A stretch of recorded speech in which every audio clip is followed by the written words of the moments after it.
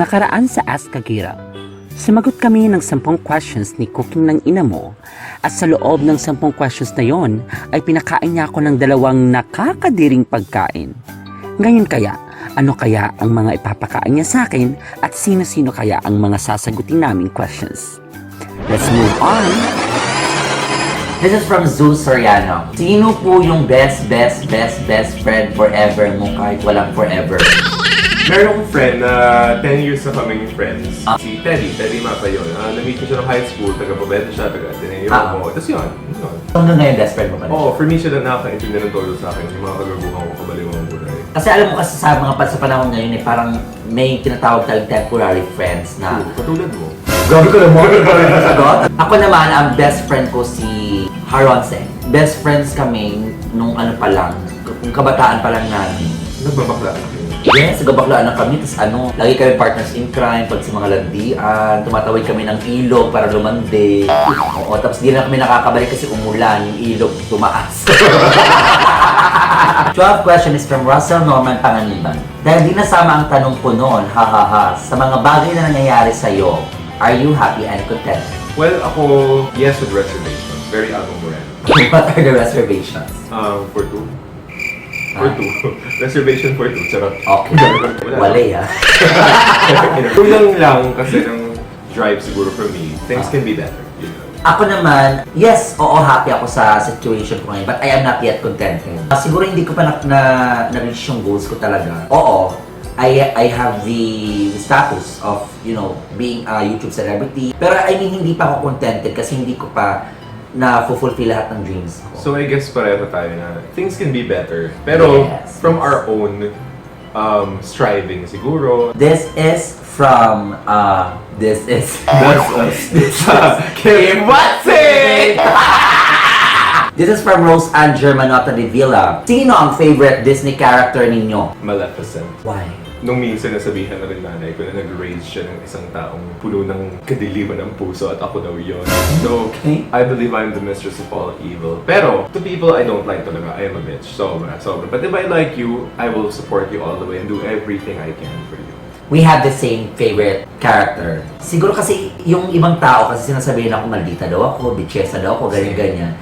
Pero hindi kasi nila alam kung ano yung origin True. ng ugali ng isang tao. Yung backstory natin. Pero sa lahat naman ng mga masasama din tayo. Kumbaga, Diba? yung cartoon na version pa lang ang kilala nila sa atin eh. Kailangan mag-live movie adaptation pa sa Correct. buhay natin. This is from J.R. Arizapa. Kapag binigyan kayo ng chance na maging sa ibang katauhan, sinong pipiliin nyo? Si Marlo o si Totoy Brown? Girl, si Totoy Brown. Nahanap kasi niya yung pag-ibig dahil sa social media, di ba? Si Neneng Brown ba yun? Talaga? True, parang pinagtagpo sila ni Jessica Soho. Ay, ang bongga. Oh, ang taray niya, may true love siya. Oo. Ako naman siguro kay Marlo. Siguro dahil sa confidence ni Marlo, na kahit anong pang-aapi-api sa kanya sa social media, go pa rin siya ng go at believe ako sa confidence ni Marlo. True. So confidently, not beautiful, but with a heart. Yes! Wag kang umartanying. Mukha kang si Chucky. 15th question is from Patrick Sarmiento. Anong pipiliin mo? Chick boy or loyal sa pito? Ganun din yung pareho, yung tanga pala siya. Nagkakagago. Tungong puto. Tama na. Buwan Next na girl. Ayoko sa Kakain ka na, 15 na. So what is the third recipe? This is the 15th dish. It looks gross as fuck. Look at that. Parang ngayon ka nang kainin, bakla mo ka siyang tain ng kalabaw. Try it though. Tigas. It's actually very matigas, so go ahead. Hala, ang tigas. Oh my God. Let's see lang kung kaya mong kainin. Tigas niya, Mamshi. Mami, wala na akong ngipin ito. Yung mga oras kaya niluluto, ayaw talaga lumambot. Akala. Anong lasa? Anong texture? Bakla, mukha siyang titi ng patay. Ang tawag sa dish na yan ay dragon in the flame of desire. So, dragon yan. May tama ka, titi nga yan, ng baka. Oh my God, sabi na nga. At ang dragon in the flame of desire ay galing sa Beijing, China. Kasi naniniwala daw sila na nakakaganda daw ng kutis daw. Ah, talaga? Oo, sipsipin mo na. Sandali, asan na yung grinder? Ginawang protein shake. Nasang adobo, ganun. Pero yun nga, hindi ko siya manguya-nguya kasi sirain yung ngipin ko Dahil eh. 5 oras na ako nagluto na, hindi pa rin lumambot. Pinoda ko pa kay Jaro, sabi ko, bakit tayo lumambot ng titi ng baka? Sabi niya, bakit pinapainit mo? Di ba ang titi, pag umiinit, lalo tumitigas? Question number 16 is from RJ Bonsol. Bakit po green ang pure gold? Ay, dahil sa feng shui. Ay talaga? Walang fame ko. Mahal siguro ang gold paint doon. Oo nga. Ito, pumunta ka sa lahat ng hardware, lahat green ang pintura, promise. Bakit? Hindi ko alam kung bakit, kasi siguro yun ang tsaka, yun ang mura. Dahil lahat ng bahay nga dito, pag pumasok ko ng subdivision namin, lahat green yung bahay. Yun ang nasa hardware eh. Parang school lang, green. Ako hindi ko masasagot yan, bobo talaga ako. Swear. This is from Crystal Marcos. Bakit ba laging nasa huli ang pagsisisi? Kailan pwedeng mauna? Nagsisi ka agad. Wala ka pang ginagawa, nagsisi ka na. Ay, fuck shit, bakit ko gagawin yun? Ano yun? Pero hindi mo pa naman ginawa, Oo. diba? Tatanga. Question number 19. Nawala. Bakit? Why do we keep on chasing pavements? This is from Brian Keith. I stopped chasing pavements because they would lead me nowhere. So I chose to give up. Una-una sa lahat, hindi ko alam anong pavements. Ano yung girl? Dahil, kalye. Saan ka nakakita ng taong hinahabol yung kalye? Basically, dahil dumadaan ka sa kalye, din nakabalo ko talaga. Hindi mo hahabulin yung kalye, hindi mo Okay. tatakbo yun. Ikaw yung tumatakbo, di ba? Oo. Ako, hindi ko hahabulin yung kalye. Para walang traffic, tutupi mo yung kalye. Kasi sabi mo, walang sense si Adele. Oh, walang set si Adele. Bakit si Adele? Nungaling ka pala, Adele. What? We're filming a video! Last but not the least is from Ijeshi De Maano. Ano pong dream nyo nung bata pa kayo or kahit hanggang ngayon? Nung bata ako, kumatawa ako. Dream ko maging presidente ng Pilipinas. Gusto ko maging presidente ng Pilipinas. Ah. Kasi pili ko marami akong kayang gawin para sa bahay. Oo, nasa figure mo naman maging presidente. Diba? Madam na madam. Pero now, gusto ko lang talaga, actually, gusto ko mag-sariling cooking show. Pero ganun pa rin, baliw-baliwan, acting-acting, iba-ibang character kada episode. Fun lang. Correct. Dream ko siguro, ayan.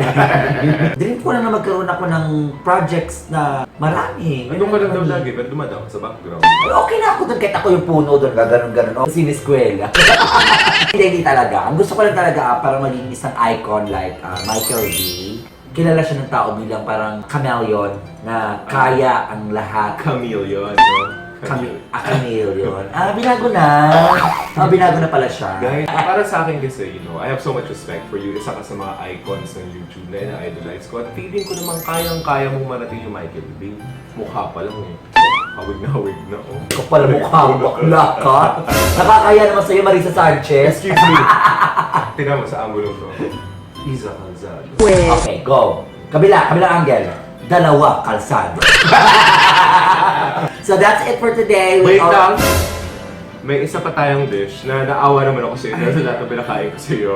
So kung patanggal umay, ginawan kita ng Ay, ang sarap! dessert. It doesn't look gross. Try it. Moist yan kasi may infusion pa ng lemon. Masyang kasaba cake. Hindi naman. Butter cake base yan. Masarap. Masarap pero moist siya. You know what it is?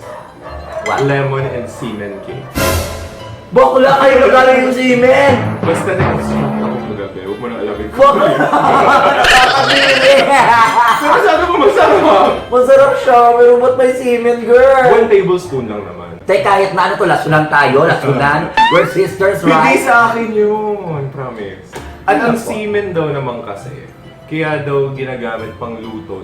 Marami daw siyang nutritional benefits. Alam ko kasi ano siya, may puting yata. Nakakasarap daw talaga ng cooking na hands daw talaga. Talaga? And that's it for today. Napakabongga ng mga kinain ko kahit karumal-dumal-dumal siya. At ang favorite dish ko ay yung... Rocky Mountain oysters or betlog ng baka. Yes, masarap naman siya. As in kasing sarap ng betlog ng lalaki. Masarap siya pang inuman. And anyway, please don't forget to like this video and also subscribe to my channel. At huwag nyo rin kakalimutang mag-subscribe sa channel ni Cooking ng Ina Mo. Ina mo. Yes, ina mo rin. And don't forget, meron din kami isang collaboration video in his channel. So, feel free to watch it and also comment all of your questions for my next Ask Gagita video. Bye! Vagina! At ang featured fan of the week ay si...